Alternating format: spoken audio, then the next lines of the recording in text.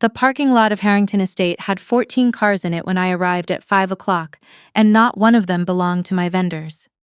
I sat in my car for a full 30 seconds staring at the white tent through the windshield. It was the wrong white. The rental company I'd booked had ivory linens with gold trim. This tent had that cheap, bleached-out brightness you see at backyard graduation parties.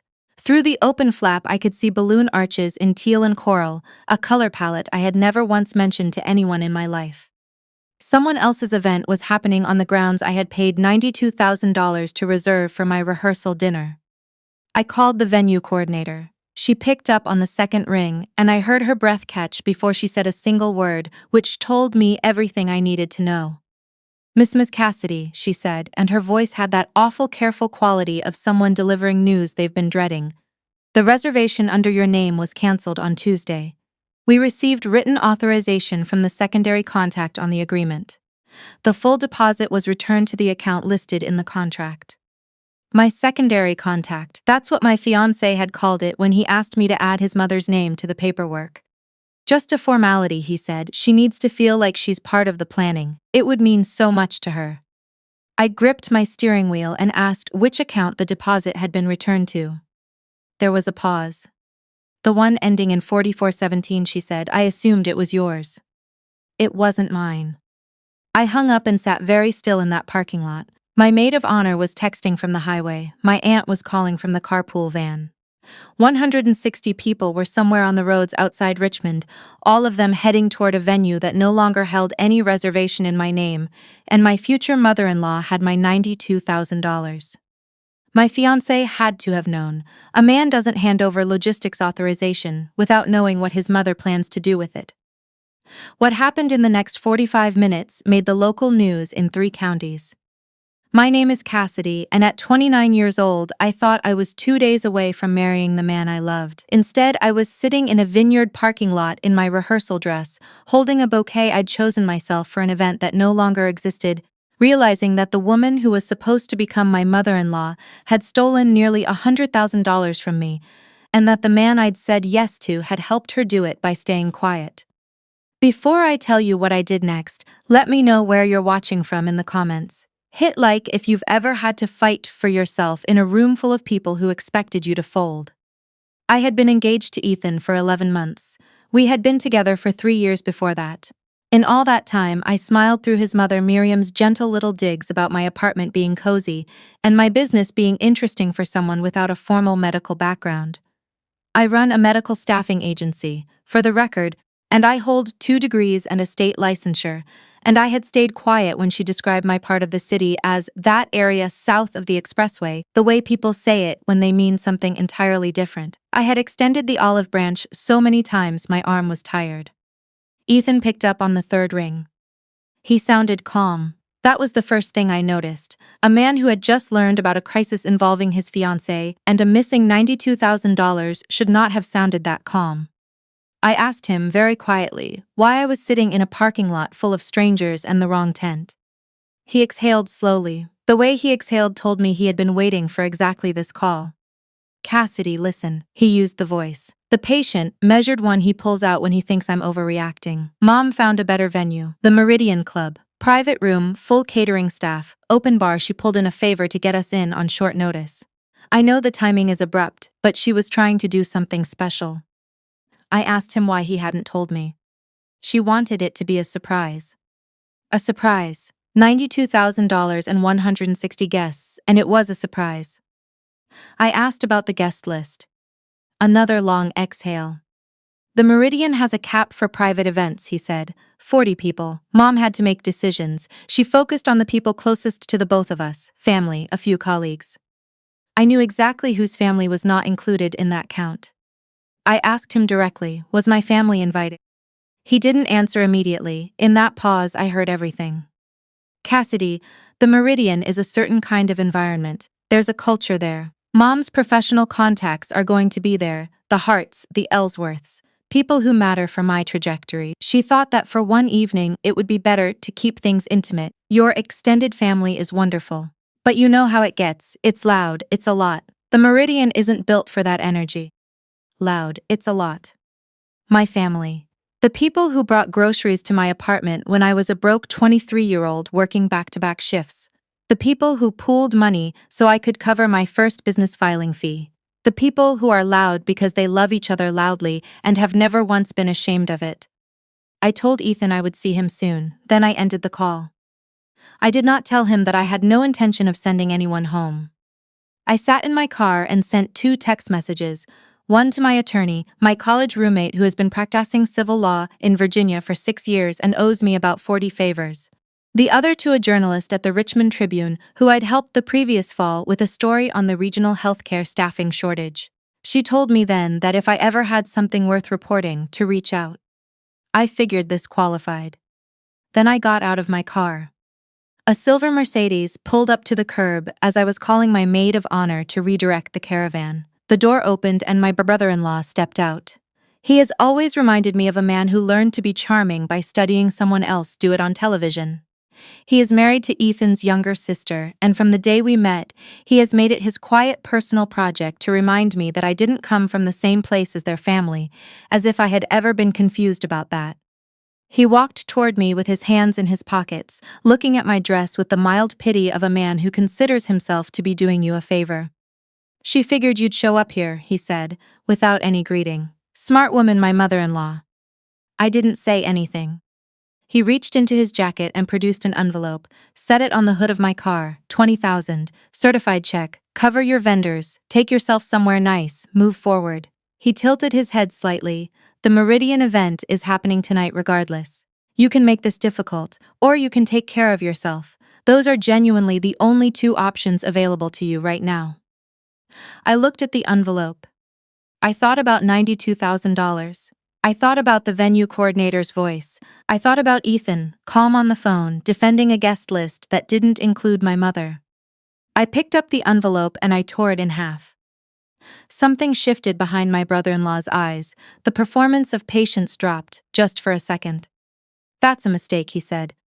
"Leave," I said, "because I'm about to make some calls and you don't want to be standing here when they connect." I turned my back on him and called my maid of honor. "Change of plans," I said. "We're going to the Meridian Club. Tell the drivers to follow you. Do not stop at the gate." The drive to the Meridian Club takes 18 minutes from Harrington Estate. I spent most of it on the phone with my attorney, who was calm and precise the way people are when they've handled 1,000 emergencies and have stopped being surprised by any of them. She told me what I already suspected. The authorization Miriam used to cancel my contract was legally questionable at best. My name was the primary holder. The secondary logistics contact designation did not grant her legal standing to cancel a reservation or redirect a deposit. The $92,000 in account 4417, Miriam's personal checking account, which I confirmed with 2 calls, had been obtained through misrepresentation. A formal dispute letter would be ready within the hour.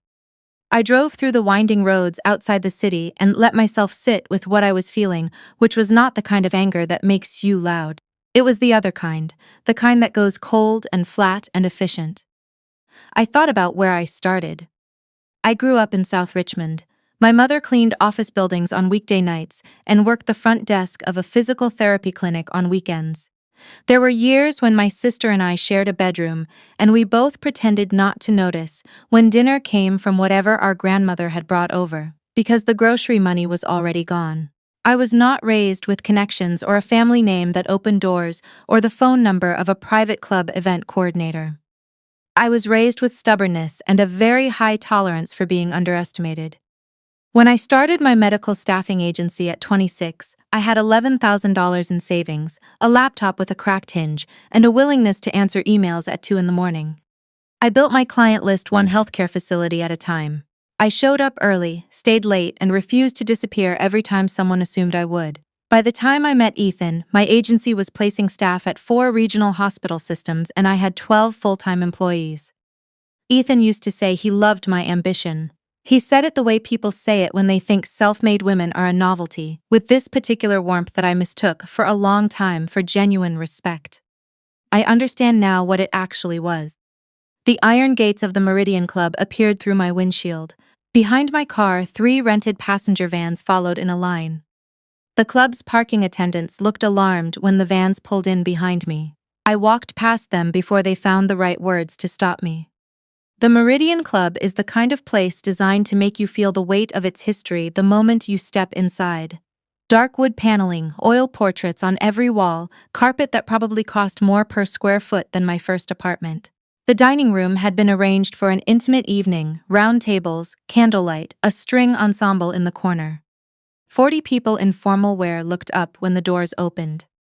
Miriam was standing near the bar in her foundation gala dress, the one I'd seen her wear twice before. When she saw me, her expression moved through 3 distinct phases in about 2 seconds: confusion, recognition, controlled fury.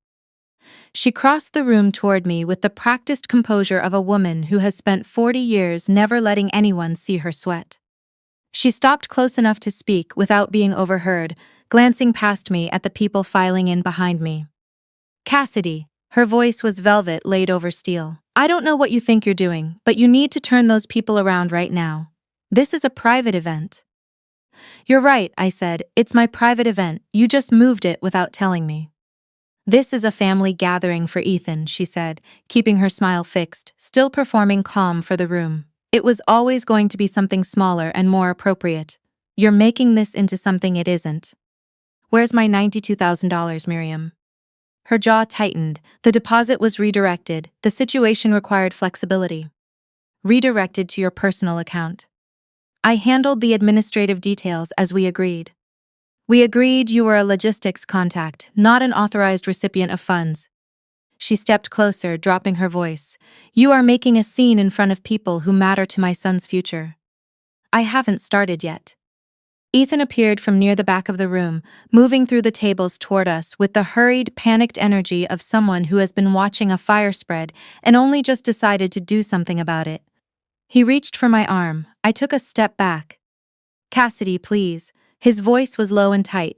Mom was trying to create the right environment for tonight. "The partners here, the people in this room, this is important for where I'm trying to go professionally. I should have told you, I know that.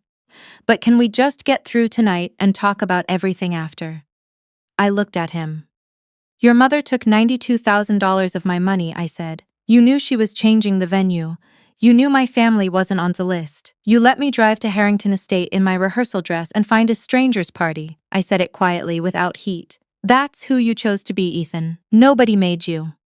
He opened his mouth, closed it, looked at the floor.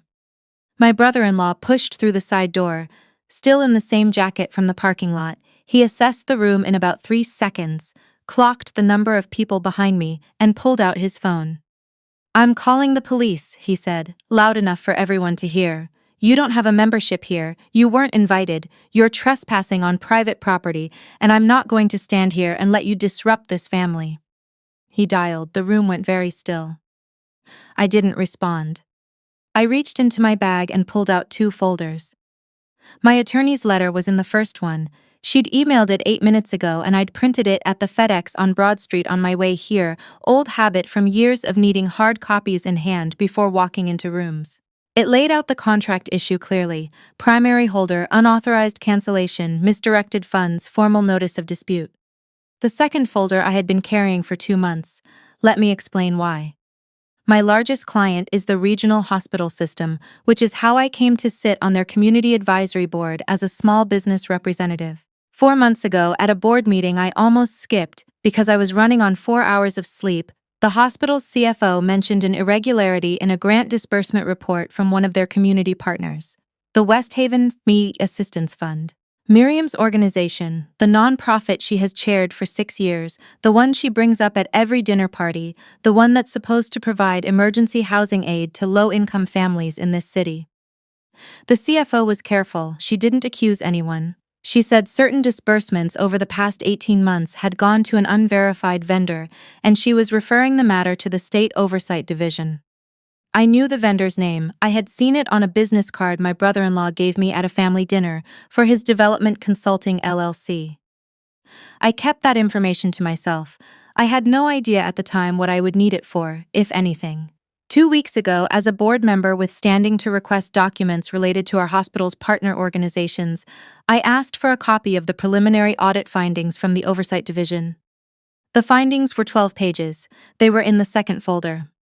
Ethan's father moved through the room toward me, a tall, quiet, powerful man who carries himself the way people do when they have never once been told no. He stopped close and looked at me with the flat, dispassionate expression of someone who has already decided how a situation ends. "This is finished," he said, like a verdict. "I agree," I said. The officers arrived quickly, 2 uniforms and a sergeant. They came in expecting a disturbance and found a very well-dressed crowd standing in a club lobby. The sergeant's eyes swept the room. He found no chaos. He found my family standing still and quiet, and 40 country club guests looking significantly more agitated. My brother-in-law moved toward the officers immediately. "This woman is trespassing," he said, gesturing at me. "She forced her way in with a group that has no authorization to be on this property. She's refused every request to leave, and she's disrupting a private family event." The sergeant looked at me. I handed him the first folder. "The event being held here tonight was booked against my deposit," I said. "The reservation was cancelled without my authorization by a secondary contact on the contract, who then received my $92,000 deposit in her personal account. My attorney has filed a formal dispute. I'm not trespassing. I'm attending an event I paid for." The sergeant reviewed the documents. He looked at Miriam. He looked at my brother-in-law. He looked back at me. "Ma'am," he said to Miriam, "can you help me understand the booking?" Miriam straightened her posture. "The original reservation was adjusted with full authorization." "Adjusted," I said, "or cancelled and replaced with a reservation you booked yourself using my money for a guest list that excluded my family. It was a logistical accommodation. $92,000 of my money in your personal account as of Tuesday afternoon." The room had gone completely quiet. That was when Miriam made the mistake. I believe she meant it as a defense. I believe she thought it would clarify things in her favor. But the room was silent and the acoustics were good, and every person in that dining room heard what she said next. "I used the deposit to stabilize the West Haven account." Her voice was taut and fast.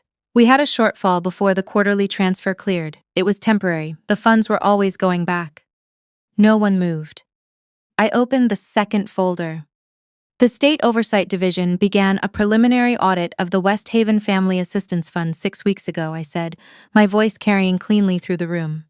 "The preliminary findings identify 18 months of disbursements to an unverified vendor." I looked at my brother-in-law. "The vendor's registered address is a P.O. box in Henrico County. The principal listed is your LLC." He went very still. "The combined total of those disbursements is $437,000, I continued. "For a fund that's supposed to provide emergency housing assistance to working families in this city." Miriam sat down in the nearest chair. Not gracefully, she just sat down the way you do when your legs stop cooperating. Ethan's father looked at his wife with an expression I had never once seen on his face. It wasn't fury. It was the specific look of a man who has just understood that he didn't know the whole story. The door at the back of the room swung open. The journalist from the Tribune walked in with a photographer and a small video rig. I had sent her the contents of the second folder 30 minutes ago. She had been in the parking lot since before the police arrived. My brother-in-law turned toward the officers and began talking very fast about harassment, about his rights, about private property. The sergeant raised one hand. The talking stopped. "Given what's been disclosed here," the sergeant said, "I'm going to need everyone to remain on the premises while we make some calls." Miriam pressed her hand over her mouth. Ethan hadn't moved from his spot near the window. He had been standing there for 10 minutes, watching everything fall apart in real time. He walked over slowly. I let him come. "I didn't know about the West Haven money," he said. His voice had lost all of its management. He just sounded tired. "I swear I didn't know that part." I believed him, I genuinely did. But he knew about the venue. He knew about my family being cut from the list. He knew about the deposit, at least in part. He had called it a surprise and expected me to be grateful. "I know," I said, "but you knew enough, and when it came down to it, you chose her version of this night over mine. Nobody made that choice for you." He looked down at his hands. I reached up and slid the ring off my finger. I didn't throw it, I didn't make a moment of it. I just set it on the windowsill between us, the way you put down something you've been carrying a long time when you finally realize you're allowed to stop. "Good luck," I said, and I meant it. Then I turned and walked back to my family. We stayed for dinner. The club manager, to his credit, asked quietly if we needed anything and instructed the kitchen to serve the meal. The food was already prepared, my grandmother had been on her feet for 2 hours, and my aunt had already found the dance floor. My maid of honor gave a toast that had nothing to do with Ethan and everything to do with me, and by the time she finished I was crying, not the ugly devastated kind, but the kind that comes when something heavy finally, permanently lifts. The story ran in the Tribune on Thursday. The State Attorney General's office opened a formal investigation into the West Haven Family Assistance Fund on Friday. By Monday, it had been picked up by 2 regional outlets and 1 national wire. Miriam resigned from the foundation board and from her seat on the City Arts Commission. She and Ethan's father have retained separate legal counsel. My brother-in-law's LLC is currently in receivership. His wife filed for divorce the week the offshore accounts were frozen. Ethan did not reach out again. I didn't expect him to. The last I heard, he'd left the firm he'd been angling to impress and taken a position at a smaller practice in Northern Virginia, starting over in the way people do when the scaffolding they'd been leaning on turns out to belong to someone else. I kept my agency, I kept my advisory board seat, I hired 2 more staff coordinators in the spring and signed our 5th regional hospital contract in the fall. And I kept every single person who drove toward that vineyard to celebrate with me, not knowing what they were driving into, and stayed anyway. Here's what I want to say to you, directly, before I go. I spent 3 years making myself quieter so someone else could feel more comfortable. I told myself that was compromise, that was maturity, that was what love required. What it actually required was me getting smaller, and the people who benefited from my smallness called it grace. Your background is not a liability. The people who raised you, the neighborhood that shaped you, the version of yourself that existed before anyone handed you anything, that is not something to manage or apologize for or keep out of sight when important people are watching. It is the only thing no one can take from you, and the people who need you to be ashamed of it need that shame more than you do. Usually because without it, there's nothing left to hold over you. I bet on myself the morning I drove to that parking lot. I'm still winning that bet. If this story hit something for you, I want to hear it in the comments. What did you fight for? What did you walk away from? What would you tell the version of yourself who was still standing in the parking lot trying to decide? Like this video if you've ever had to choose yourself when it would have been so much easier not to. Subscribe to Bunny Revenge for more stories about people who played the long game and walked away whole. You're never watching alone.